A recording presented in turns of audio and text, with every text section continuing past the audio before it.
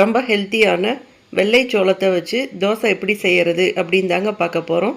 அதுக்கு 1 கப் அளவுக்கு வெள்ளை சோளம் எடுத்துக்கோங்க. அதே கப்பில் 1 கப் அளவுக்கு இட்லி அரிசி எடுத்துக்கோங்க. 1/2 கப் அளவுக்கு வெள்ளை உளுந்து எடுத்துக்கோங்க. நீங்கள் கருப்பு உளுந்து கூட எடுத்துக்கலாங்க. 1/2 டீஸ்பூன் அளவுக்கு வெந்தயம் எடுத்துக்கோங்க. இப்போ இது எல்லாம் முங்குற அளவுக்கு தண்ணி சேர்த்துக்கோங்க. 2-3 டைம்ஸ் நல்லா வாஷ் பண்ணிக்கலாங்க. திரும்பவும் நல்லா முங்குற அளவுக்கு தண்ணி சேர்த்துக்கோங்க. ஓவர் நைட் ஊற வச்சுக்கலாங்க.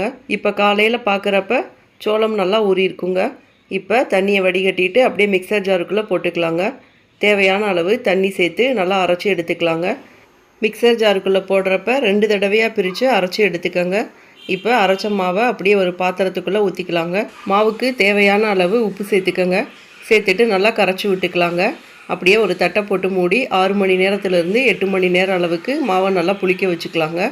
இப்போ 8 மணி நேரம் கழித்து பார்க்குறப்ப மாவு நல்லா புளிச்சிருக்குங்க. 1 டைம் நல்லா மிக்ஸ் பண்ணி விட்டுக்கலாங்க. அடுத்ததாக தோசைக்கல் சூடு ஆனதுக்கப்புறம் மீடியம் ஃப்ளேமில் வச்சுக்கோங்க. வச்சுட்டு ஒரு கரண்டி மாவு எடுத்து தோசை ஊற்றிக்கலாங்க. இழுக்க இழுக்க கல்லில் ஒட்டாமல் சூப்பராக வருங்க. உங்கள் விருப்பப்படி எண்ணெயோ நெய்யோ மேலே தெளித்து விட்டுக்கோங்க. அவ்வளோதாங்க, 2 சைடும் சுட்டெடுத்தால் ஹெல்த்தியான வெள்ளை சோளம் தோசை ரெடி ஆயிருங்க. இதே மாதிரி ஹெல்த்தியான ரெசிபீஸ்க்கு நம்ம சேனலை மறக்காமல் சப்ஸ்கிரைப் பண்ணிக்கோங்க. தேங்க்யூ.